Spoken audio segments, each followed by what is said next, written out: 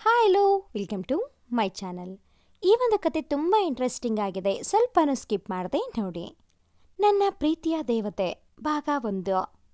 ಮಗನೇ, ಈ ಊರಲ್ಲಾದರೂ ಹುಡುಗಿನ ನೋಡೋ. ನನಗೂ ಹುಡುಗಿ ಹುಡುಕೋ ಕೆಲಸ ತಪ್ಪುತ್ತೆ. ಈಗಿನ ಜನ್ರೇಷನ್ ಮಕ್ಕಳು ತುಂಬ ಸ್ಲೋ ಇದ್ದಾರಪ್ಪ. ನಿನ್ನ ವಯಸ್ಸಲ್ಲಿ ನಾನು ನಿನ್ನ ಯಾವ ಸ್ಕೂಲ್ಗೆ ಸೇರಿಸ್ಬೇಕು ಅಂತ ಯೋಚನೆ ಮಾಡ್ತಿದ್ದೆ ಗೊತ್ತಾ ಎಂದ ಅಪ್ಪನ ಮಾತಿಗೆ ಸುಮ್ಮನೆ ನಕ್ಕೆ. ನಗೋದೊಂದು ಚೆನ್ನಾಗಿ ಕಲ್ತಿದ್ದೀಯಾ ನೋಡೋ. ಸರಿ, ಹೀಗೆ ನಾನು ಮಲ್ಕೋತೀನಿ, ಊರು ತಲುಪಿದ ಮೇಲೆ ಎಬ್ಬಿಸು ಎಂದು ಮಲಗಿದರು ಲಾಯರ್ ವಿಷ್ಣುಮೂರ್ತಿ ಅಲಿಯಾಸ್ ನಮ್ಮಪ್ಪ. ಈಗ ನಾವು ಹೋಗ್ತಾ ಇರೋದು ಅಪ್ಪನ ಹುಟ್ಟೂರು ಮಲ್ಲಿಗೆಪುರಕ್ಕೆ. ಅಲ್ಲಿ 25 ವರ್ಷಕ್ಕೊಮ್ಮೆ ಜಾತ್ರೆ ನಡೆಯುತ್ತೆ. ಅದಕ್ಕೆ ಹೊರಟಿರುವುದು ಈಗ. ನಾನು ಮೊದಲನೇ ಬಾರಿ ಅಲ್ಲಿಗೆ ಹೋಗ್ತಾ ಇರೋದು. ಯಾಕೆ ಅಂದರೆ ಅದೊಂದು ದೊಡ್ಡ ಕತೆ. ಏನಂದರೆ, ಮಲ್ಲಿಗೆಪುರದ ಜಮೀನ್ದಾರನಾದ ಶ್ರೀನಿವಾಸಮೂರ್ತಿ ಮತ್ತು ಜಾನಕಮ್ಮ ದಂಪತಿಯ ಮೊದಲನೇ ಮಗ ನಮ್ಮ ತಂದೆ ವಿಷ್ಣುಮೂರ್ತಿ, ಎರಡನೇ ಮಗ ಶಂಕರಮೂರ್ತಿ. ಅಪ್ಪ ಅಮ್ಮಂದು ಬಾಲ್ಯ ವಿವಾಹ. ಮದುವೆಯಾದಾಗ ಅಪ್ಪನಿಗೆ 18, ಅಮ್ಮನಿಗೆ 16 ವರ್ಷ. ಅಪ್ಪನಿಗೆ ಲಾಯರ್ ಆಗಬೇಕು ಅಂತ ಆಸೆ. ಆದರೆ ತಾತ, ಇಷ್ಟೆಲ್ಲ ಆಸ್ತಿ ಇದೆ, ಇದನ್ನೆಲ್ಲ ನೋಡ್ಕೊಂಡು ಹೋದರೆ ಸಾಕು, ನಮಗ್ಯಾಕೆ ಕೋರ್ಟು ಕಚೇರಿ ಅಲಿಯೋ ಕೆಲಸ ಎಂದು ನಿರಾಕರಿಸಿದ್ದರು. ಅಪ್ಪನ ಹಠ ಜಾಸ್ತಿ ಆದಾಗ ಅಷ್ಟು ಓದಬೇಕು ಅನ್ನೋ ಆಸೆ ಇದ್ದರೆ ಈ ಮನೆಯಲ್ಲಿ ಜಾಗ ಇಲ್ಲ ಎಂದಿದ್ದಕ್ಕೆ ಅಪ್ಪ ಚಾಲೆಂಜ್ ಮಾಡಿ ಮನೆ ಬಿಟ್ಟು ಬಂದ್ರಂತೆ. ಅವರ ಮದುವೆ ಆಗಿ 2 ತಿಂಗಳಾಗಿತ್ತು. ಅಪ್ಪನ ಜೊತೆ ಅಮ್ಮನೂ ಮನೆ ಬಿಟ್ಟು ಬಂದಿದ್ದರು. ನನ್ನ ಜೊತೆ ಬಂದರೆ ನಿನಗೂ ಕಷ್ಟ ಅಲ್ವಾ ಎಂದು ಕೇಳಿದ ಅಪ್ಪನಿಗೆ, ನಿಮ್ಮ ಸುಖದಲ್ಲಿ ಮಾತ್ರ ಜೊತೆಗಿರುವುದು ಪ್ರೀತಿಯಲ್ಲ, ನಾನು ನಿಮ್ಮ ಕಷ್ಟದಲ್ಲೂ ಜೊತೆಗಿರ್ತೀನಿ ಎಂದಿದ್ರಂತೆ ಅಮ್ಮ. ಅಪ್ಪ ಅಂದರೆ ತುಂಬ ಪ್ರೀತಿ ಅಮ್ಮನಿಗೆ. ಅವರ ಓದಿಗೋಸ್ಕರ ತಾಳಿ ಆಡಬಿಟ್ಟಿದ್ದರಂತೆ. ಹೀಗೆ ಕಷ್ಟ ಸುಖ ಎಲ್ಲದರಲ್ಲೂ ಒಬ್ಬರಿಗೊಬ್ಬರು ಆಸರೆಯಾಗಿದ್ದರು. ಸತತ 5 ವರ್ಷಗಳು ಪರಿಶ್ರಮದ ನಂತರ ಅಪ್ಪ ಸಕ್ಸಸ್ಫುಲ್ ಲಾಯರ್ ಆದರು. ಅದರ ಜೊತೆ ಇನ್ನೊಂದು ಖುಷಿ ವಿಚಾರ ಅಂದರೆ ಅಮ್ಮ ಗರ್ಭಿಣಿಯಾದರು. ದೂರವಾಗಿದ್ದ ಅಜ್ಜಿ ತಾತ ಕೋಪ ಬಿಟ್ಟು ಒಂದಾದರು. ಆದರೆ ಅಪ್ಪನ ಕೋಪ ಕಡಿಮೆ ಆಗಿರಲಿಲ್ಲ. ಆದರೂ ಅವರ ಜೊತೆ ಹೊಂದಿಕೊಳ್ಳಲು ಕಾರಣ ಅಮ್ಮ. ಅಮ್ಮನಿಗೆ ಯಾರಿಂದಲೂ ದೂರಾಗಿ ಬದುಕುವುದು ಇಷ್ಟವಿರಲಿಲ್ಲ. ಹೀಗಿರುವಾಗಲೇ ನಾನು ಹುಟ್ಟಿದ್ದು. ನನಗೆ ಈಗಲೂ ನನ್ನ ಹುಟ್ಟಿದ ದಿನ ಎಂದರೆ ನನಗೆ ಇಷ್ಟವಾಗಲ್ಲ. ಕಾರಣ, ಅಮ್ಮ ನಮ್ಮಿಂದ ದೂರವಾದ ದಿನ ಅದು. ಡೆಲಿವರಿ ಟೈಮ್ನಲ್ಲಿ ಅನಾರೋಗ್ಯದಿಂದ ಅಮ್ಮ ನಮ್ಮನ್ನೆಲ್ಲ ಬಿಟ್ಟು ಹೋದರು. ಅದಾದ ಮೇಲೆ ಅಪ್ಪನಿಗೆ 2ನೇ ಮದುವೆ ಆಗಿ ಅಂತ ಹೇಳಿದರೆ ನನ್ನ ಕಮಲಾ ಜಾಗ ಯಾರಿಂದಲೂ ತುಂಬಕ್ಕಾಗಲ್ಲ ಅಂತ ಹೇಳಿ ನಿರಾಕರಿಸಿಬಿಟ್ಟರು. ನಾನು ಅಮ್ಮನ ಫೋಟೋದಲ್ಲಿ ಮಾತ್ರ ನೋಡಿದ್ದು. ಅಮ್ಮನ ಹೆಸರು ಕಮಲಾಕ್ಷಿ. ಸಾಕ್ಷಾತ್ ದೇವಿ ಸ್ವರೂಪನೇ ನಮ್ಮ ಅಮ್ಮ. ಅಪ್ಪನಿಗೆ ಅಮ್ಮನ ಮೇಲೆ ತುಂಬ ಪ್ರೀತಿ ಮತ್ತು ಗೌರವ. ಅಮ್ಮನ ಅಗಲಿಕೆ ನಂತರ ಒಬ್ಬರೇ ಬೆಳೆಸಿದರು. ಅಮ್ಮನ ಇಷ್ಟದ ಹೆಸರು ಜೀವನ್ ಅಂತ ಹೆಸರಿಟ್ಟರು. ಅಮ್ಮನ ಆಸೆಯಂತೆ ಇಂಜಿನಿಯರಿಂಗ್ ಓದಿಸಿದರು. ನಾನೀಗ ಒಂದು ಪ್ರೈವೇಟ್ ಕಂಪನಿಯಲ್ಲಿ ಕೆಲಸ ಮಾಡ್ತಾ ಇದ್ದೀನಿ. ನನಗೆ ಕೆಲಸ ಆದಾಗಲಿಂದನೂ ಅಪ್ಪನಿಗೆ ನನ್ನ ಮದುವೆ ಕನಸು ಶುರುವಾಗಿದೆ. ಅವರು ನನ್ನ ಅಪ್ಪ ಅನ್ನೋದಕ್ಕಿಂತ ನನ್ನ ಬೆಸ್ಟ್ ಫ್ರೆಂಡ್ ಅವರು. ನಮ್ಮಿಬ್ಬರ ಮಧ್ಯೆ ಏನೂ ಮುಚ್ಚುಮರೆ ಇಲ್ಲ. ಎಷ್ಟು ಓಪನ್ ಆಗಿರ್ತೀವಿ ಅಂದರೆ, ನನಗೆ ಪ್ರಪೋಸ್ ಮಾಡಿದ ಹುಡುಗಿಯರನ್ನ ಮೊದಲು ಅಪ್ಪನ ಬಳಿ ಕರೆದುಕೊಂಡು ಹೋಗ್ತಾ ಇದ್ದೆ. ಅಪ್ಪನ ಬಾಯಿಯಿಂದ ಅಮ್ಮನ ಬಗ್ಗೆ ಕೇಳ್ತಾ ಬೆಳೆದ ನನಗೆ ಹೆಣ್ಣೆಂದರೆ ಹೀಗೆ ಇರಬೇಕು ಅನ್ನೋ ಕಲ್ಪನೆಗಳಿವೆ. ಹಾಗಾಗಿ ಇಲ್ಲಿಯವರೆಗೂ ಯಾವ ಹುಡುಗಿನೂ ಇಷ್ಟ ಆಗಿಲ್ಲ. ಎಲ್ಲ ಹೇಳ್ತಾರೆ, ಮದುವೆ ಆಗೋ ಹುಡುಗಿಯಲ್ಲಿ ಅಮ್ಮನ ಗುಣಗಳಿದ್ರೆ ಹುಡುಗರಿಗೆ ಇಷ್ಟ ಆಗ್ತಾರೆ ಅಂತ. ಬೇರೆ ಹುಡುಗರ ಬಗ್ಗೆ ಗೊತ್ತಿಲ್ಲ. ನನಗೆ ಮಾತ್ರ ನಾನು ಮದುವೆಯಾಗೋ ಹುಡುಗಿನ ನೋಡಿದ ತಕ್ಷಣ ಅಮ್ಮನ ನೆನಪಾಗಬೇಕು. ಫ್ಯಾಷನ್ ಅಂತ ಹೇಳೋರ ಮಧ್ಯೆ ಲಕ್ಷಣವಾಗಿ ಸೀರೆ ಉಟ್ಕೊಂಡು ಒಪ್ಪವಾಗಿ ಜಡೆ ಹಾಕಿ ಹೂವು ಮುಡಿದಿರಬೇಕು. ಅಪ್ಪ ಸೋತಾಗ ಅಮ್ಮ ಹೇಗೆ ಪ್ರೋತ್ಸಾಹ ನೀಡಿದರೋ ಆ ಗುಣ ಇರಬೇಕು. ಸಂಪ್ರದಾಯ ಅರಿತಿರಬೇಕು. ಮುಖ್ಯವಾಗಿ ಅಪ್ಪನೇ ನನಗೆ ಎಲ್ಲ. ನನ್ನ ತಂದೆನ ಅವಳ ತಂದೆ ಥರ ನೋಡ್ಕೋಬೇಕು. ಇಷ್ಟಿದ್ದರೆ ಸಾಕು. ಅವಳೇ ನನ್ನ ಪ್ರೀತಿಯ ದೇವತೆ, ನನ್ನ ಅಪ್ಪನ ಸೊಸೆ. ಹೀಗೆ ಯೋಚನೆ ಮಾಡ್ತಾ ಊರು ಬಂದಿದ್ದೇ ಗೊತ್ತಾಗ್ಲಿಲ್ಲ. ಅಪ್ಪ ಹೇಳಿ ಎಂದು ಎಬ್ಬಿಸಿದೆ. ಹಾ, ಇಷ್ಟು ಬೇಗ ಊರು ಬಂತಾ ಎಂದು ಕೇಳಿದರು. ವಿಷ್ಣುಮೂರ್ತಿಯವರೇ, ಊರು ಬರಲಿಲ್ಲ, ನಾವೇ ಬಂದಿದ್ದೋ. ನಿಮ್ಮ ಮನೆಗೆ ಹೋಗೋ ದಾರಿ ಹೇಳಿ ಎಂದೆ. ಅಪ್ಪ ನಗುತ್ತಾ ದಾರಿ ಹೇಳಿದರು. 10 ನಿಮಿಷಗಳ ನಂತರ ಒಂದು ದೊಡ್ಡ ಮನೆಯ ಮುಂದೆ ಕಾರ್ ನಿಲ್ಲಿಸಿ ಕೆಳಗಿಳಿದೆವು. ನಮ್ಮನ್ನು ನೋಡಿ ಅಜ್ಜಿ ತಾತ ಬಂದು ಮಾತನಾಡಿಸಿದರು. ದೊಡ್ಡದಾದ ಮನೆ. ಮನೆ ತುಂಬ ಕೆಲಸ ಮಾಡೋ ಆಳುಗಳು. ಸಂಗ್ರಹಿಸಿ ಇಟ್ಟ ದವಸ ಧಾನ್ಯಗಳ ರಾಶಿ ನಮ್ಮ ತಾತನ ಶ್ರೀಮಂತಿಕೆಯನ್ನ ಹೇಳ್ತಾ ಇದ್ದವ. ಅಷ್ಟು ದೊಡ್ಡ ಮನೆಯಲ್ಲಿ ಅಜ್ಜಿ ತಾತ 3 ಜನ ಸಣ್ಣ ಮಕ್ಕಳಿದ್ದರೋ. ಬಹುಶಃ ಚಿಕ್ಕಪ್ಪನ ಮಕ್ಕಳಿರಬೇಕು. ಅವರ ಹತ್ತಿರ ಹೋಗಿ ಮಾತನಾಡಿಸಿದೆ. ಮೊದಲನೆಯವನು ಸೂರಜ್, 10ನೇ ಕ್ಲಾಸ್. ಎರಡನೆಯವಳು ಸಾನ್ವಿ, 6ನೇ ಕ್ಲಾಸ್. ಮೂರನೆಯವನು ಸಂಜಯ್, 4ನೇ ಕ್ಲಾಸ್ ಎಂದು ಪರಿಚಯ ಮಾಡಿಕೊಂಡರೋ. ನಾನು ಚಿಕ್ಕಪ್ಪ ಚಿಕ್ಕಮ್ಮ ಎಲ್ಲಿ ಎಂದು ನೋಡ್ತಾ ಇದ್ದೆ. ನನ್ನ ನೋಟವರಿತ ಅಜ್ಜಿ, ನಿಮ್ಮ ಚಿಕ್ಕಮ್ಮನಿಗೆ ನಮ್ಮ ಜೊತೆ ಇರೋದು ಇಷ್ಟ ಇಲ್ಲಪ್ಪ. ಅವರು ತೋಟದ ಮನೆಯಲ್ಲಿ ಇರ್ತಾರೆ. ಚಿಕ್ಕಪ್ಪ ಬೆಳಗ್ಗೆ ಸಾಯಂಕಾಲ ಬರ್ತಾನೆ ಎಂದರು. ಅಷ್ಟರಲ್ಲಿ ತಾತ, ಜಾನಕಿ ಅದೆಲ್ಲ ಯಾಕೆ? ಸುಸ್ತಾಗಿರ್ತೀರಾ, ಹೋಗಿ ಆರಾಮ ಮಾಡಿ ಎಂದರು. ಅಪ್ಪನ ಜೊತೆ ರೂಮಿಗೆ ಹೋಗ್ತಾ, ನಿಮ್ಮಪ್ಪ ಸಖತ್ ಸೌಂಡ್ ಪಾರ್ಟಿ ಎಂದೆ. ಅವರು ನಗುತ್ತಾ, ಹೌದೌದು ಎಂದರು. ಸಂಜೆ ಚಿಕ್ಕಪ್ಪ ಬಂದ್ರು. ಅವರನ್ನ ಮಾತನಾಡಿಸಿದೆ. ಅವರು, ನಾಳೆಯಿಂದ ಉತ್ಸವ ಶುರುವಾಗುತ್ತೆ. ಇವತ್ತು ಪೂಜೆ ಇದೆ, ಬನ್ನಿ ದೇವಸ್ಥಾನಕ್ಕೆ ಹೋಗಿ ಬರೋಣ ಎಂದರು. ಅಪ್ಪನಿಗೆ ಮಂಡಿ ನೋವಿದ್ದರಿಂದ, ನಾಳೆ ಹೇಗೂ ಹೋಗ್ತೀವಲ್ಲ, ನೀವು ಹೋಗ್ಬನ್ನಿ. ಜೀವನ್, ನೀನು ಹೋಗಿ ಬಾಕಂದ ಎಂದರು. ಸರಿ ಅಪ್ಪ ಎಂದು ಚಿಕ್ಕಪ್ಪ ಮತ್ತೆ ಸಂಜಯ್ ಜೊತೆ ದೇವಸ್ಥಾನಕ್ಕೆ ಹೊರಟೆ. ಚಿಕ್ಕಪ್ಪನ ಜೊತೆ ದೇವಸ್ಥಾನಕ್ಕೆ ಹೋದೆ. ಹಬ್ಬದ ಸಮಯವಾದ್ದರಿಂದ ಜಾಸ್ತಿ ಜನ ಸೇರಿದ್ದೆರೋ. ಸರಿಯಾಗಿ ಮಂಗಳಾರತಿ ಸಮಯಕ್ಕೆ ಹೋಗಿದ್ದೆವೋ. ದೇವರ ಮುಂದೆ ಸುಮ್ಮನೆ ಕೈ ಮುಗಿದು ನಿಂತೆ. ನಾನು ಇಲ್ಲಿಯವರೆಗೂ ದೇವರ ಬಳಿ ನನಗೆ ಅಂತ ಏನೂ ಕೇಳಿಕೊಂಡಿಲ್ಲ. ನನಗೆ ಬೇಕಾಗಿದ್ದನ್ನ ನಾನು ಕೇಳೋ ಮುಂಚೆನೇ ಕೊಡ್ತಾರೆ ನನ್ನಪ್ಪ. ನನ್ನ ಪಾಲಿಗೆ ಅವರೇ ದೇವರು. ದೇವರ ದರ್ಶನ ಮುಗಿಸಿಕೊಂಡು ಆಚೆ ಬಂದೆವೋ. ಸಂಜಯ್ ನನ್ನ ಕೈ ಹಿಡಿದು ಬರ್ತಾ ಇದ್ದ. ಅಷ್ಟರಲ್ಲಿ ಆಫೀಸ್ ಕಾಲ್ ಬಂತು. ಚಿಕ್ಕಪ್ಪ ಆ ಕಡೆ ಇರ್ತೀನಿ ಬಾ ಎಂದೇಳಿ ಹೋದರೋ. ನಾನು ಕಾಲ್ ಅಟೆಂಡ್ ಮಾಡಲು ಹೋದೆ. ಸಂಜಯ್ ನನ್ನ ಕೈ ಹಿಡಿದು ಜೊತೆ ಬಂದ. ಕಾಲ್ ಮುಗಿಸಿ ನೋಡಿದರೆ ಸಂಜಯ್ ಇರಲಿಲ್ಲ. ಎಲ್ಲಿ ಹೋದ ಇವನು ಅಂತ ಸುತ್ತಮುತ್ತ ನೋಡ್ತಾ ಹೋಗ್ತಿದ್ದೆ. ಎದುರಿಗೆ ಬಂದ ಹುಡುಗಿನ ನೋಡದೆ ಡಿಕ್ಕಿ ಹೊಡೆದು ಬಿಟ್ಟೆ. ಆ ಹುಡುಗಿ ಕೈಯಲ್ಲಿದ್ದ ತಟ್ಟೆಯಲ್ಲಿದ್ದ ಅರಿಶಿಣ ಕುಂಕುಮ ಎಲ್ಲ ಅವಳ ಮುಖ ಬಟ್ಟೆ ಮೇಲೆಲ್ಲ ಚೆಲ್ಲಿಬಿಟ್ಟಿತ್ತು. ಅವಳು ಹುಟ್ಟಿದ್ದ ಹಳದಿ ಬಣ್ಣದ ಸೀರೆ ಕೆಂಪಾಗಿ ಬಿಟ್ಟಿತ್ತು. ಐ ಆಮ್ ಸಾರಿ, ನೋಡ್ಲಿಲ್ಲ ಎಂದು ಕ್ಷಮೆ ಕೇಳಿದೆ. ಪಕ್ಕ ಕಣ್ ಕಾಣೋದಿಲ್ವ ನಿಮ್ಗೆ ಅಂತ ಬೈತಾಳೆ ಅಂತ ಅಂದ್ಕೊಂಡಿದ್ದೆ. ಆದರೆ ಅವಳು ಬೈಲಿಲ್ಲ. ಅಷ್ಟರಲ್ಲಿ ಸಂಜಯ್ ಬಂದ. ಬಂದವನೇ, ಏನೇ ಇದು ನಿನ್ನ ಅವತಾರ ಅಂತ ಆ ಹುಡುಗಿನ ಕೇಳ್ದ. ಅವಳೇನೋ ಹೇಳುವಷ್ಟರಲ್ಲಿ ಅರ್ಚಕರು ಬಾರಮ್ಮ ಇಲ್ಲಿ ಎಂದು ಕರೆದರು. ಅವಳು ಹೊರಟು ಹೋದಳು. ಅವಳು ಹೋದ ನಂತರ ನಾನು ಸಂಜಯ್ನ ಕೇಳಿದೆ, ಯಾರೋ ಅದು ಅಂತ. ಅವನು ಅವಳೇ ನನ್ನ ಹುಡುಗಿ ಎಂದ. ಎಲ್ಲ ಇವನ ಓದ್ತಾ ಇರೋದು 4ನೇ ಕ್ಲಾಸ್, ಹುಡುಗಿ ಅಂತೆ ಅಂದ್ಕೊಂಡು ಹೆಸರೇನಪ್ಪ ಎಂದೆ. ನಾನು ಹೇಳಲ್ಲಪ್ಪ, ನಾಚಿಕೆ ಆಗುತ್ತೆ ಎಂದು ಓಡಿ ಹೋದ. ನಾನು ನಗುತ್ತಾ ಅವನ ಹಿಂದೆ ಹೋದೆ. ಚಿಕ್ಕಪ್ಪ ಬಂದು ಬನ್ನಿ ಮನೆಗೆ ಹೋಗೋಣ ಎಂದರು. ಎಲ್ಲರೂ ಸೇರಿ ಮನೆಗೆ ಬಂದೆವು. ಮನೆಗೆ ಬಂದು ಊಟ ಮಾಡಿ ಅಪ್ಪನ ಜೊತೆ ಮಲಗಲು ಹೋದೆ. ಅಪ್ಪನ ಮಡಿಲಲ್ಲಿ ತಲೆ ಇಟ್ಟು ಮಲಗಿದೆ. ಅಪ್ಪ ನನ್ನ ತಲೆ ಸವರುತ್ತಾ, ದೇವಸ್ಥಾನದಲ್ಲಿ ಯಾವುದಾದ್ರೂ ಹುಡುಗಿನ ನೋಡಿದ್ಯಾ? ಇಷ್ಟ ಆದ್ರೆ ಹೇಳು ಎಂದರು. ಸುಮ್ನಿರಪ್ಪ, ಆ ಥರ ಏನೂ ಇಲ್ಲ ಎಂದು. ಅಪ್ಪ, ಏನಾಯ್ತು ಗೊತ್ತಾ ಅಂತ ದೇವಸ್ಥಾನದಲ್ಲಿ ನಡೆದಿದ್ದು ಸಂಜಯ್ ಆ ಹುಡುಗಿ ಬಗ್ಗೆ ಹೇಳಿದ್ದನ್ನು ಹೇಳಿದೆ. ಅದಕ್ಕೆ ಅಪ್ಪ ನಗುತ್ತಾ, ನಿನಗಿಂತ ಅವನೇ ವಾಸಿ ಎಂದು. ಹೌದು, ಆ ಹುಡುಗಿ ಹೆಸರೇನು ಎಂದು ಕೇಳಿದರು. ನನಗೆ ಗೊತ್ತಿದ್ರೆ ತಾನೇ ಅವ್ರಿಗೆ ಹೇಳೋದು. ಗೊತ್ತಿಲ್ಲಪ್ಪ ಎಂದೆ. ಹೋಗ್ಲಿ, ನೋಡೋಕೆ ಹೇಗಿದ್ದಾಳೆ ಎಂದವರ ಮಾತಿಗೆ ಮುಖದ ಮೇಲೆ ಕುಂಕುಮ ಚೆಲ್ಲಿತ್ತಲ್ಲ, ಸರಿಯಾಗಿ ಕಾಣಲಿಲ್ಲ ಎಂದೆ. ಸರಿ ಹೋಯ್ತು ಎಂದವರು. ಅವಳತ್ರ ಸಾರಿ ಕೇಳಿದೆ ತಾನೇ ಎಂದರು ಅಪ್ಪ. ಯಾವಾಗಲೂ ಹಾಗೆ, ತಪ್ಪು ಮಾಡಿದ ಮೇಲೆ ಕ್ಷಮೆ ಕೇಳಬೇಕು.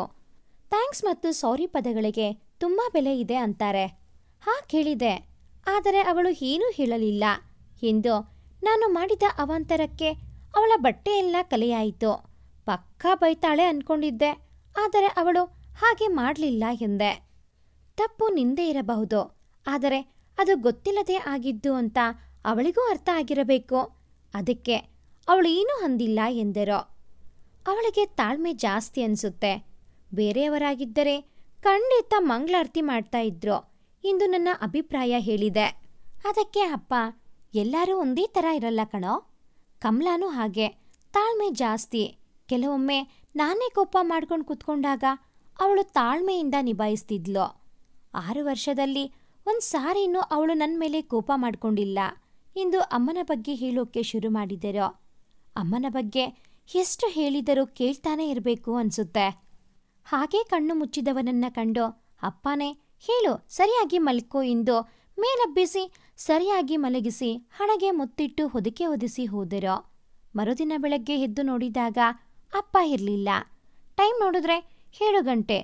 ಇಷ್ಟು ಬೇಗ ಎಲ್ಲಿಗೆ ಹೋದ್ರು ಎಂದು ಹುಡುಕುತ್ತಾ ಕೆಳಗೆ ಬಂದೆ. ಮನೆ ವಾತಾವರಣ ನೋಡಿ ನಾನೇ ಲೇಟಾಗಿ ಎದ್ನಾ ಅಂತ ಡೌಟ್ ಶುರುವಾಯಿತು. ಎಲ್ಲರೂ ಕೆಲಸದಲ್ಲಿ ಬ್ಯುಸಿಯಾಗಿದ್ದರೋ, ಮಕ್ಕಳೆಲ್ಲ ರೆಡಿಯಾಗಿ ನಿಂತಿದ್ದರೋ. ಹಾಗೆ ಅಪ್ಪನ್ನ ಹುಡುಕುತ್ತಾ ಬಂದವನಿಗೆ ಅಜ್ಜಿ ಎದುರಾದರೋ. ಎದ್ಯಾ ಮಗ, ಬೇಗ ಸ್ನಾನ ಮಾಡು ಹೋಗು, ದೇವಸ್ಥಾನಕ್ಕೆ ಹೋಗ್ಬೇಕು ಎಂದರೋ. ಸರಿ ಅಜ್ಜಿ, ಅಪ್ಪ ಎಲ್ಲಿ ಎಂದೆ. ಹೊರಗಡೆ ಇದ್ದಾನೆ ಎಂದರೋ. ಹೊರಗಡೆ ಬಂದು ನೋಡಿದರೆ ಸಾನ್ವಿ ಮತ್ತೆ ಇನ್ನೊಬ್ಬಳು ಹುಡುಗಿ ಸೇರಿ ರಂಗೋಲಿ ಹಾಕ್ತಾ ಇದ್ರು. ಅಪ್ಪ ಆ ಹುಡುಗಿಯ ಜೊತೆ ಮಾತನಾಡ್ತಾ ಇದ್ರು. ಆ ಹುಡುಗಿ ಹಸಿರು ಬಣ್ಣದ ಸೀರೆ ಹುಟ್ಟುಕೊಂಡಿದ್ದಳು. ಅದನ್ನ ನೋಡಿ ಚಿಕ್ಕಮ್ಮ ಇರಬಹುದಾ ಅನ್ನಿಸಿತು. ಆಮೇಲೆ ಅಜ್ಜಿ ಹೇಳಿದ್ದು ನೆನಪಾಗಿ ಅಲ್ಲ ಅನ್ಕೊಂಡೆ. ಯಾರಿರಬಹುದು? ಅಪ್ಪನಿಗೆ ಹೀಗೆ ಪರಿಚಯ ಅಂತ ಯೋಚನೆ ಮಾಡ್ತಾ ಇದ್ದವನೋ ಅಜ್ಜಿಯ ಧ್ವನಿಗೆ ಹೆಚ್ಚೆತ್ತು ಸ್ನಾನಕ್ಕೆ ಹೋದೆ. ಸ್ನಾನ ಮುಗಿಸಿ ಹೊರಗಡೆ ಬಂದಾಗ ಮನೆಯೆಲ್ಲ ಸಾಂಬ್ರಾಣಿ ಹೊಗೆಯಿಂದ ಕೂಡಿತ್ತು. ಕಣ್ಣಲ್ಲಿ ನೀರು ಬರೋಕೆ ಶುರುವಾಯಿತು. ದೇವರ ಮನೆಗೆ ಕಣ್ಣುಜ್ಜುತ್ತಾ ಹೊರಟವನೋ ಎದುರಿಗೆ ಬಂದವರಿಗೆ ಗುದ್ದಿಬಿಟ್ಟೆ. ಹಣೆಯುಜ್ಜುತ್ತಾ ಕಣ್ಣೆದುರು ನೋಡಿದಾಗ ಕಂಡಿದ್ದು ಹಣೆಯುಜ್ಜುತ್ತಾ ನಿಂತಿದ್ದ ಹುಡುಗಿ. ಹಸಿರು ಬಣ್ಣದ ಸೀರೆ, ಕೂದಲನ್ನ ಒಪ್ಪವಾಗಿ ಹೆಣೆದು ಜಡೆ ಹಾಕಿ ಎರಡೆಳೆಗೆ ಮಲ್ಲಿಗೆ ಹೂ ಮುಡಿದಿದ್ದಳು. ಹುಬ್ಬುಗಳ ಮಧ್ಯೆ ಚಿಕ್ಕ ಬಿಂದಿ, ಅದರ ಕೆಳಗಡೆ ಕುಂಕುಮ, ಮೂಗಿನ ಮೇಲೆ ಹೊಳೆಯುವ ಚಿಕ್ಕನದ್ದು, ಗಾಳಿಗೆ ಹಾರಾಡುತ್ತಿರುವ ಮುಂಗುರುಗಳು. ಅವಳನ್ನೇ ನೋಡುತ್ತಾ ನಿಂತಿದ್ದೆ.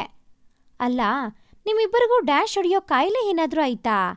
ಅವಳನ್ನೇ ನೋಡ್ತಾ ಇದ್ದವನೋ ಧ್ವನಿ ಬಂದ ಕಡೆ ತಿರುಗಿ ನೋಡಿದರೆ ಸಂಜಯ್ ನಿಂತಿದ್ದ.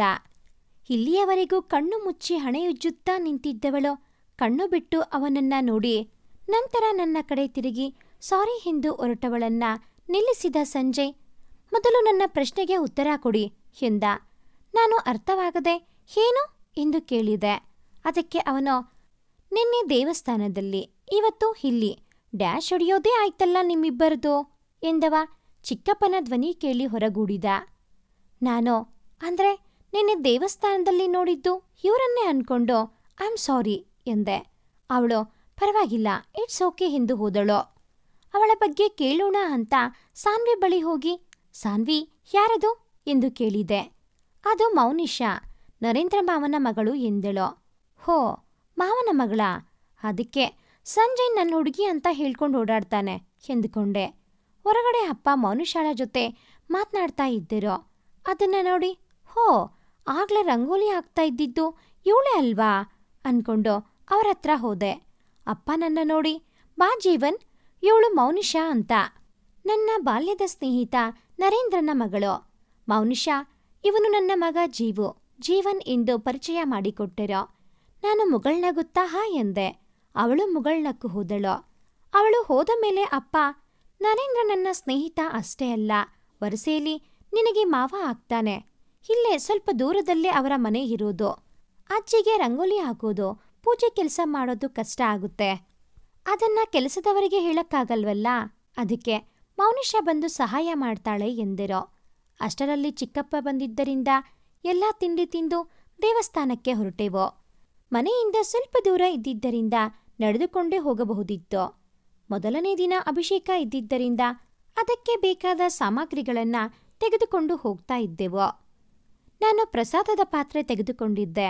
ಸಂಜಯ್ ಬಂದವನೇ, ಅಣ್ಣ, ನಾನು ನಿನ್ನ ಜೊತೆನೇ ಬರ್ತೀನಿ, ಪ್ರಸಾದ ಫಸ್ಟ್ ನನಗೆ ಕೊಡಬೇಕು ಅಂತ ಹೇಳಿ ನನ್ನ ಜೊತೆನೇ ಬಂದ. ಅವನ ಮಾತಿಗೆ ಆಗ್ಲಿ ಸರ್ ಎಂದು ನಗುತ್ತಾ ಮುನ್ನಡೆದೆ.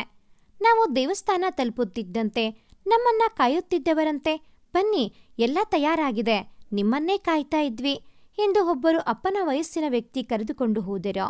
ಅಭಿಷೇಕ ಮುಗಿಸಿ ಹೊರಗೆ ಬಂದು ನಿಂತೆವು. ಅಪ್ಪ ಇಷ್ಟು ವರ್ಷದ ಮಾತನ್ನ ಒಂದೇ ದಿನ ಆಡಿ ಮುಗಿಸಬೇಕು ಅಂತ ನಿರ್ಧಾರ ಮಾಡಿದ ಹಾಗಿತ್ತು. ಸಿಕ್ಕವರನ್ನೆಲ್ಲ ಮಾತನಾಡಿಸಿ ನನಗೆ ಪರಿಚಯ ಮಾಡಿಕೊಡ್ತಾ ಇದ್ದರು. ನಾನು ನೋಡೋವರೆಗೂ ನೋಡಿ, ವಿಷ್ಣುಮೂರ್ತಿಯವರೇ, ಇನ್ನೂ 9 ದಿನ ಟೈಮ್ ಇದೆ, ಒಂದೇ ದಿನಕ್ಕೆ ಮಾತು ಮುಗಿಸಿಬಿಡಬೇಡಿ ಎಂದೆ. ಸರಿಯಾಗಿ ಹೇಳಿದೆ ನೋಡಪ್ಪ ಎಂಬ ಧ್ವನಿ ಕೇಳಿ ತಿರುಗಿ ನೋಡಿದೆ. ಒಬ್ಬರು ಅಂಕಲ್ ನಿಂತಿದ್ದರು. ನಮ್ಮ ಬಳಿ ಬಂದು, ಹೇಗಿದೆಯೋ ವಿಷ್ಣು, ನಿನ್ ಮಗನಾ ಎಂದು ನನ್ನ ಹೆಗಲ ಮೇಲೆ ಕೈ ಹಾಕಿದ್ದರು. ಅಪ್ಪ, ನಾನ್ ಚೆನ್ನಾಗಿದ್ದೀನಿ, ನೀನು ಹೇಗಿದೀಯಾ? ಇವನು ನನ್ನ ಮಗ ಜೀವನ್. ಜೀವು, ಇವನು ನನ್ನ ಫ್ರೆಂಡ್ ನರೇಂದ್ರ. ಬೆಳಗ್ಗೆ ಹೇಳಿದ್ನಲ್ಲ, ಮೌನಿಷಾ ಅವಳ ಅಪ್ಪ ಎಂದು ಪರಿಚಯಿಸಿದರು. ನಾನು ನಮಸ್ತೆ ಅಂಕಲ್ ಎಂದೆ. ಅದಕ್ಕೆ ಅವರು, ಏನಪ್ಪ ಅದು ಅಂಕಲ್, ಲಕ್ಷಣವಾಗಿ ಮಾವ ಅನ್ನು ಎಂದರು. ಸರಿ ಮಾವ ಎಂದೆ. ಅಷ್ಟರಲ್ಲಿ ಮೌನಿಷಾ, ಸಾನ್ವಿ, ಸೂರಜ್ ಮತ್ತೆ ಇನ್ನೊಬ್ಬ ಹುಡುಗ ನಮ್ಮ ಹತ್ತಿರ ಬಂದಿರೋ. ಮಾವ, ಕಂಕಣ ಕಟ್ಟಿಕೊಳ್ಳದೆ ಬಂದಿದ್ದೀರಲ್ಲ ಎಂದವಳೆ. ಮೌನಿಷಾ ಅಪ್ಪನಿಗೆ ಕಂಕಣ ಕಟ್ಟುತ್ತಾ ಸಾನ್ವಿ ಕೈಗೊಂದು ಕಂಕಣ ಕೊಟ್ಟಳು. ಅವಳು ನನಗೆ ಕಟ್ಟಿದ್ದು. ಮೌನಿಷಾ ಅಪ್ಪನ ಜೊತೆ ಮಾತಾಡ್ತಾ ಇದ್ದಿದ್ದನ್ನ ನೋಡಿದಾಗ ಏನೋ ಒಂಥರ ಖುಷಿಯಾಯಿತು. ನನ್ನದೇ ಲೋಕದಲ್ಲಿ ಇದ್ದವನನ್ನ ಎಚ್ಚರಿಸಿದ್ದು ಸೂರಜ್ ಜೊತೆ ಇದ್ದ ಹುಡುಗ. ನನ್ನ ಹತ್ತಿರ ಬಂದವನು ಹಾಯ್ ಬಾವಾ ಎಂದ. ಯಾರಪ್ಪ ಇದು ಹೊಸ ಕ್ಯಾರೆಕ್ಟರ್ ಅನ್ನೋ ರೀತಿ ನೋಡಿದೆ. ಅದನ್ನು ಕಂಡು ಅವನೇ, ಯಾರಪ್ಪ ಇವನು ಅನ್ಕೋತಿದ್ದೀರಾ? ನಾನು ಭವನ್, ಸೂರಜ್ ಫ್ರೆಂಡ್. ನಮ್ಮಪ್ಪ ನಿಮಗೆ ಮಾವ, ನಿಮ್ಮಪ್ಪ ನನಗೆ ಮಾವ, ನೀವು ನನಗೆ ಭಾವ ಆಗ್ತಿರಲ್ವಾ, ಸೊ ಹಾಗೆ ಕರೆದೆ ಎಂದ. ಅವನ ಮಾತು ಕೇಳಿ ನರೇಂದ್ರ ಮಾವ ಮುಂದೆ ಬಂದು, ಇವನು ನನ್ನ ಮಗ ಭವನ್, ಮಾತ್ ಜಾಸ್ತಿ ಅಂದಿರೋ. ನಾನವರ ಕಡೆ ನೋಡಿ ಮುಗಳ್ನಕ್ಕೆ. ಅವರೇ ಮುಂದುವರಿದು ಅಪ್ಪನ ಬಳಿ, ಏನಪ್ಪ ನೀನು ಲಾಯರ್, ಮಗನ್ನೂ ಲಾಯರ್ ಮಾಡಿದೀಯಾ ಎಂದರೋ. ಅಪ್ಪ ನಗುತ್ತಾ, ಇಲ್ಲಪ್ಪ, ಅವನು ಇಂಜಿನಿಯರ್, 2 ವರ್ಷ ಆಯಿತು, ಪ್ರೈವೇಟ್ ಕಂಪ್ನಿಯಲ್ಲಿ ಕೆಲಸ ಮಾಡ್ತಾ ಇದ್ದಾನೆ ಎಂದು ಹೇಳಿ, ಹೌದು, ಮೌನಿಷಾ ಏನು ಮಾಡ್ತಿದ್ದಾಳೆ ಅಂತ ಕೇಳಿದರೋ. ಅವಳದು MSc ಆಗಿದೆ. ಆದ ತಕ್ಷಣ ಕೆಲಸ ಆಗಿತ್ತು. ಪಕ್ಕದವರು ಕಾಲೇಜ್ನಲ್ಲಿ ಒಂದು 6 ತಿಂಗಳು ಕೆಲಸ ಮಾಡಿದ್ಲು. ಈಗ ನಾನೇ ಬಿಡಿಸಿದ್ದೀನಿ ಎಂದಿರೋ. ಅಪ್ಪ, ಹೋ, ಲೆಕ್ಚರರ್ ಯಾವ ಸಬ್ಜೆಕ್ಟ್ ಅಮ್ಮ ಎಂದು ಕೇಳಿದರೋ. ಅದಕ್ಕೆ ಮೌನಿಷಾ, ಕೆಮಿಸ್ಟ್ರಿ ಮಾವ ಎಂದಳೋ. ನನಗೆ ಕೆಲಸ ಯಾಕೆ ಬಿಡಿಸಿದ್ದು ಅನ್ನೋ ಪ್ರಶ್ನೆ ಕಾಡಲು ಶುರುವಾಯಿತು. ನರೇಂದ್ರ ಮಾವ ಭವನ್ ಕಡೆ ನೋಡುತ್ತಾ, ಇವನು 2nd PU ಅಪ್ಪ, ಅವರಕ್ಕ ಸೈನ್ಸ್ ತಗೋ ಅಂತ ಹೇಳಿದ್ರು, ಕೇಳ್ದೆ ಕಾಮರ್ಸ್ ತಗೊಂಡಿದ್ದಾನೆ, ಏನು ಹೊತ್ತಾನೋ ಏನೋ ಎಂದರೋ. ಅದಕ್ಕೆ ಅವನು, ಅಪ್ಪ ನಂದು ಎಲ್ಲದರಲ್ಲೂ ಔಟ್ ಆಫ್ ಔಟ್ ಗೊತ್ತಾ ಎಂದನೋ. ಅದಕ್ಕೆ ಅವರು, ಗೊತ್ತು ಬಿಡಪ್ಪ ಎಂದು ನಕ್ಕರೋ. ಅವರ ಮಾತುಕತೆ ಕೇಳಿ ನಾವು ನಕ್ಕೆವೋ. ಚಿಕ್ಕಪ್ಪ ಬಂದು ಆರತಿಗೆ ಟೈಮ್ ಆಯಿತು ಬನ್ನಿ ಎಂದು ಕರೆದರೋ. ಎಲ್ಲರೂ ಅವರೊಂದಿಗೆ ಹೋದೆವೋ. ಮಂಗಳಾರತಿ ನಂತರ, ನಿಮ್ಮನೆಯಿಂದ ಆರತಿ ತಟ್ಟೆ ತಂದಿದ್ದು ಯಾರಮ್ಮ ಎಂದು ಅರ್ಚಕರು ಅಜ್ಜಿಯನ್ನ ಕೇಳಿದರೋ. ಅಜ್ಜಿ, ಮೌನಿಷಾ ತಂದಿದ್ದು ಎಂದರೋ. ಹಾಗಾದರೆ ಮೌನಿಷಾ, ನೀನೇ ಆರತಿ ಮಾಡು ಬಾ ಎಂದು ಕರೆದರೋ. ಅವಳು ಆರತಿ ಮಾಡೋಕೆ ಅಂತ ಆರತಿ ತಟ್ಟೆ ತೆಗೆದುಕೊಂಡಾಗಲೇ ನಾನವಳ ಕೈ ನೋಡಿದ್ದು. 2 ಕೈ ತುಂಬ ಹಸಿರು ಬಳೆಗಳನ್ನು ಹಾಕಿದ್ಲು. ಅದನ್ನ ನೋಡಿ ಅಮ್ಮನ ನೆನಪಾಯಿತು. ಅಪ್ಪ ಹೇಳ್ತಾ ಇರ್ತಾರೆ, ಕಮಲಾಗೆ ಹಸಿರು ಬಳೆಗಳು ಅಂದರೆ ತುಂಬ ಇಷ್ಟ ಅಂತ. ಅವಳು ಆರತಿ ಮಾಡಿ ಮುಗಿಸಿದ ಮೇಲೆ ಅರ್ಚಕರು ಹೂ ಕೊಟ್ಟರೋ. ಅದನ್ನ ಮುಡಿಯುತ್ತಾ ನಮ್ಮ ಬಳಿ ಬಂದಳೋ. ಚಿಕ್ಕಪ್ಪ ಬಂದು, ಇಲ್ಲೇ ಪ್ರಸಾದ ಸ್ವೀಕರಿಸಿ ಹೋಗೋಣ ಎಂದು ಕರೆದುಕೊಂಡು ಹೊರಟರೋ. ಅವರ ಜೊತೆ ಹೋಗುತ್ತಾ, ಚಿಕ್ಕಪ್ಪ, ಚಿಕ್ಕಮ್ಮ ಎಲ್ಲಿ ಬಂದಿಲ್ವಲ್ಲ ಎಂದು ಕೇಳಿದೆ. ಅವಳಿಗೆ ಹುಷಾರಿಲ್ಲಪ್ಪ, ಅದಕ್ಕೆ ಬಂದಿಲ್ಲ, ನಾಳೆ ಬರ್ತಾಳೆ ಎಂದರು. ಅವರ ಮಾತಿಗೆ ಸರಿ ಎಂದು ತಲೆಯಾಡಿಸಿದೆ. ಮೊದಲನೇ ದಿನ ಚೆನ್ನಾಗಿ ಆಯ್ತಲ್ಲ ಎಂದು ಹೇಳುತ್ತಾ ಕುಳಿತುಕೊಂಡರು ಚಿಕ್ಕಪ್ಪ. ಅವರ ಮಾತಿಗೆ ಎಲ್ಲ ಹೌದು ಎಂದರು. ಒಂದು 10 ನಿಮಿಷ ಕುಳಿತ ಚಿಕ್ಕಪ್ಪ ತಡವಾಗುತ್ತೆ ಅಂತ ಹೇಳಿ ಮನೆಗೆ ಹೊರಟರೋ. ಮಕ್ಕಳೆಲ್ಲ ಹೊರಗಡೆ ಇದ್ದರೆ ತಾತ ಸುಸ್ತಾಯ್ತು ಅಂತ ಮಲಗಲು ಹೋದರೋ. ಅಜ್ಜಿ ಮತ್ತು ಮೌನಿಷಾ ಅಡುಗೆ ಮನೆಯಲ್ಲಿ ಇದ್ದರೋ. ಹಾಲ್ನಲ್ಲಿ ನಾನು ಮತ್ತು ಅಪ್ಪ ಅಷ್ಟೇ ಇದ್ದಿದ್ದು. ಅಪ್ಪನ ಪಕ್ಕ ಕುಳಿತಿದ್ದವನು ಸರಿದೋ ಅವರ ತೊಡೆ ಮೇಲೆ ತಲೆ ಇಟ್ಟು ಮಲಗಿದೆ. ಯಾವಾಗಲೂ ಹೀಗೆ ಅಪ್ಪನ ಪಕ್ಕ ಕುಳಿತಿದ್ದಕ್ಕಿಂತ ಅವರ ಕಾಲ ಮೇಲೆ ಮಲಗಿದ್ದೇ ಜಾಸ್ತಿ. ಅಪ್ಪ ನನ್ನ ತಲೆ ಸವರುತ್ತಾ ಕುಳಿತಿದ್ದರೋ. ಹಾಗೆ ಕಣ್ಮುಚ್ಚಿದ್ದವನೋ ಗೆಜ್ಜೆ ಸಪ್ಪಳ ಕೇಳಿ ಕಣ್ಣು ಬಿಟ್ಟು ನೋಡಿದರೆ ಮೌನಿಷಾ ಬರ್ತಾ ಇದ್ದಳೋ. ಅವಳನ್ನ ನೋಡಿ ಹೇಳ್ತಾ ಇದ್ದವನನ್ನ ತಡೆದ ಅಪ್ಪ, ಮಲ್ಕೊಳ್ಳೋ, ಅವಳೇನು ಅನ್ಕೊಳ್ಳಲ್ಲ ಎಂದೋ. ಅಲ್ವೇನಮ್ಮ ಎಂದು ಅವಳನ್ನ ಕೇಳಿದರೋ. ಅವಳು, ಇಲ್ಲ ಮಾವ ಎಂದು ಮುಗಳ್ನಕ್ಕೋ. ಮನೆಗೆ ಹೊರಟೆ ಮಾವ, ಬರ್ತೀನಿ ಎಂದು ಹೇಳಿ ಹೊರಟಳೋ. ನಾನು ಮಲಕ್ಕೊಂಡೆ. ಅವಳು ಹೋದ ಕಡೆ ನೋಡಿ ಮುಗಳ್ನಕ್ಕೆ. ನಾನು ನಗೋದನ್ನ ನೋಡಿ ಅಪ್ಪ, ಯಾಕೋ ಒಬ್ನೇ ನಗ್ತಾ ಇದೀಯಾ ಎಂದು ಕೇಳಿದರೋ. ಏನೂ ಇಲ್ಲ ಅಪ್ಪ ಎಂದೆ. ಮತ್ತೆ ಯಾರಾದರೂ ಹುಡುಗಿನ ನೋಡ್ದಾ ಎಂದು ಕೇಳಿದರೋ. ಸುಮ್ನಿರಪ್ಪ ಎಂದೆ. ಹೌದು, ನಿನ್ನ ಕಲ್ಪನೆಯ ಹುಡುಗಿ ಅಮ್ಮನ ಥರ ಇರಬೇಕು ಅಂತ ಹೇಳ್ತಾ ಇದ್ದೆ ಅಲ್ವಾ, ಆ ಥರ ಹುಡುಗಿ ಏನಾದರೂ ಸಿಕ್ಲಾ ಎಂದು ಕೇಳಿದರೋ. ಅಮ್ಮನ ಥರ ಅಂತ ಕೇಳಿದ ತಕ್ಷಣ ನನ್ನ ಕಣ್ಣ ಮುಂದೆ ಮೌನಿಷಾ ಮುಖ ಮೂಡಿದ್ದು. ಬೆಳಗ್ಗೆಯಿಂದ ನೋಡಿದ್ನೆಲ್ಲ ಅದಕ್ಕೆ ಇರಬೇಕು ಎಂದುಕೊಂಡು ಅಪ್ಪ ಕೇಳಿದ್ದ ಪ್ರಶ್ನೆಗೆ ಸಿಕ್ಕರೆ ಮೊದಲು ತೋರಿಸೋದು ನಿಮಗೆ ಹಿಂದೆ. ನನ್ನ ಮಾತಿಗೆ ನಕ್ಕವರು ಹಣೆಗೆ ಮುತ್ತಿಟ್ಟರು. ಮೌನಿಷಾನೇ ಜೀವನ್ನ ಕಲ್ಪನೆಯ ಹುಡುಗಿ ಆಗುತ್ತಾಳಾ? ಒಂದು ವೇಳೆ ಅವಳೇ ಆದರೆ ಇವರಿಬ್ಬರ ಮಧ್ಯೆ ಪ್ರೀತಿ ಹೇಗೆ ಶುರುವಾಗುತ್ತೆ? ಜೀವನ್ ಅವಳಿಗೆ ಹೇಗೆ ಪ್ರಪೋಸ್ ಮಾಡುತ್ತಾನೆ? ಒಂದು ವೇಳೆ ಪ್ರಪೋಸ್ ಮಾಡಿದರೂ ಅವಳು ಒಪ್ಪುತ್ತಾಳಾ? ಮುಂದೆ ಏನಾಗುತ್ತೆ? ಕಾಯ್ದು ನಿರೀಕ್ಷಿಸಿ. ಭಾಗ 2 ಮುಂದುವರಿಯುತ್ತದೆ. ಭಾಗ 2ನ ನೋಟಿಫಿಕೇಷನ್ಸ್ ನಿಮಗೆ ಬರಬೇಕು ಅಂತ ಅಂದರೆ ಈ ಕೂಡಲೇ ಈ ಚಾನಲ್ಗೆ ಸಬ್ಸ್ಕ್ರೈಬ್ ಆಗಿ. ಹಾಗೆಯೇ ಈ ಒಂದು ವಿಡಿಯೋ ಇಷ್ಟ ಆಗಿದ್ದಲ್ಲಿ ಪ್ಲೀಸ್ ಲೈಕ್ ಮಾಡಿ, ಶೇರ್ ಮಾಡಿ, ಕಾಮೆಂಟ್ ಮಾಡೋದನ್ನು ಮರಿಬೇಡಿ. Thanks for watching this video.